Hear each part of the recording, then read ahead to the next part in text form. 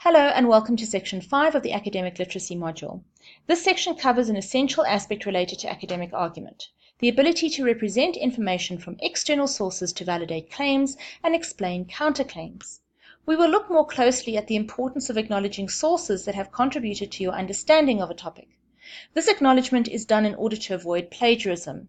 Key to avoiding plagiarism is to know how to correctly quote, paraphrase, and summarize work from other texts to incorporate into your own in a meaningful way.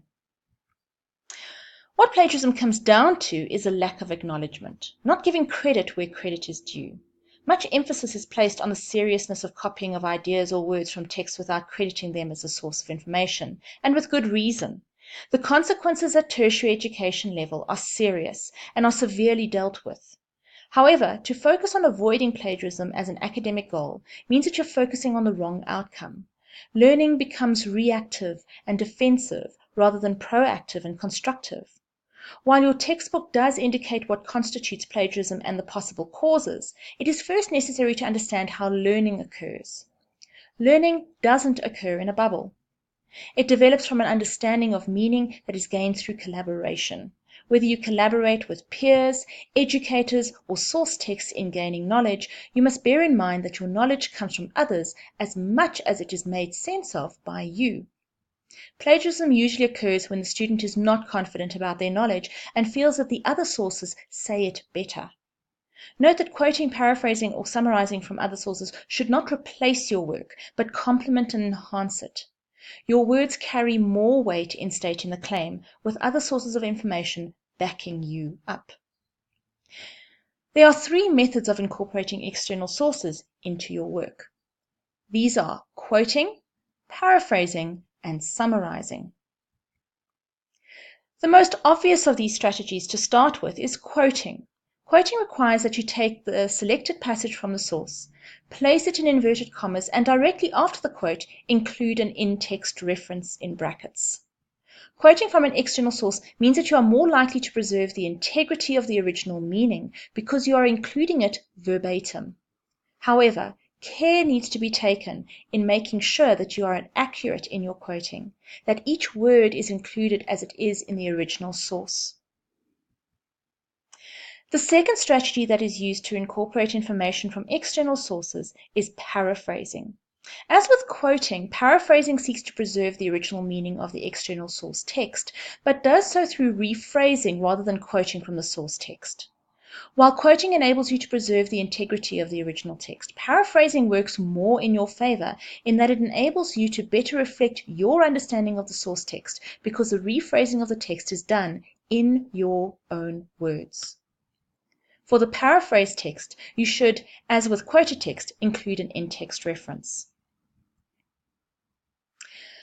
For paraphrasing, Dube in Beekman suggests that you contextualize the passage of text you wish to paraphrase within the larger source text. Read the passage of text and identify the main and supporting information.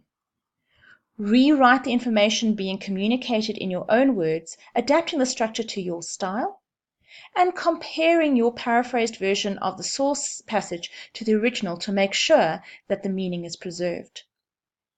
Paraphrasing is more effectively applied to sections of source text that communicate a cause and effect correlation. The final strategy that is used is summarizing.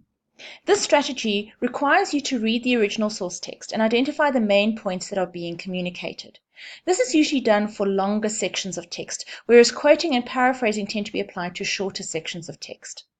A good approach to summarizing a passage of text that is made up of several paragraphs is to identify the topic sentence of each paragraph. These are usually the main points of the topic covered by the source's author. While it is tempting to simply indicate the main points of the source text as a bulleted list, generally summaries are presented as continuous text in paragraph form.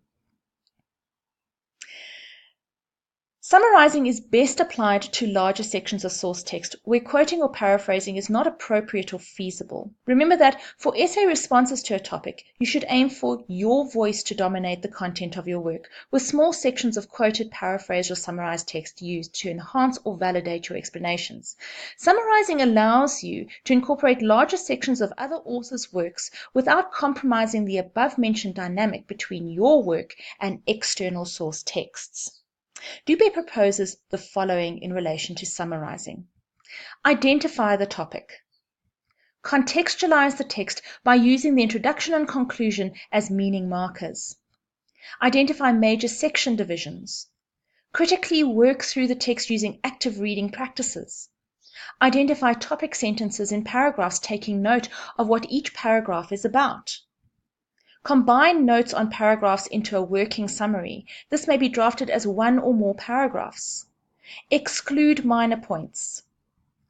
Maintain the accuracy of the original text's meaning. Include an in-text reference. If sections of work are quoted within the summary, distinguish these words from your own by placing them in inverted commas. At the end of the study guide section, you will see a note on in-text referencing.